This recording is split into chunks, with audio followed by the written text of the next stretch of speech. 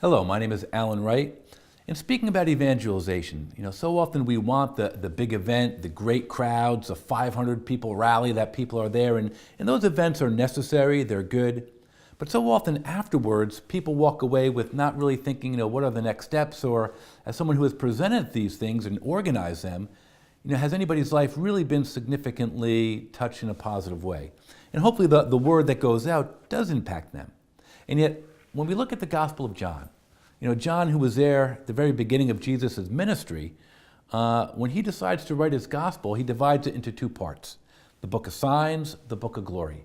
So important is the last week of Jesus' life that St. John dedicates the whole second half of the Gospel to that last week. So what does John focus on with the first half?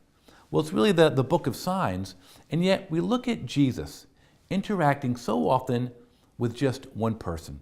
John chapter 3, Jesus with Nicodemus. John chapter 4, Jesus with the woman at the well. John chapter 5, a sick man at the pool.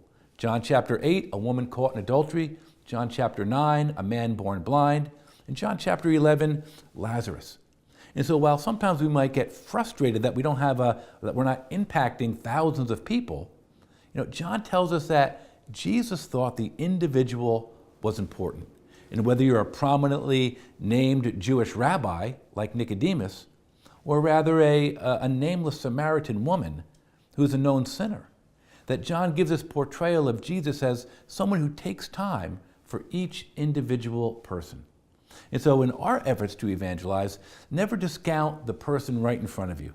Never discount those opportunities. For I don't think God's too concerned with our ability, but rather our availability.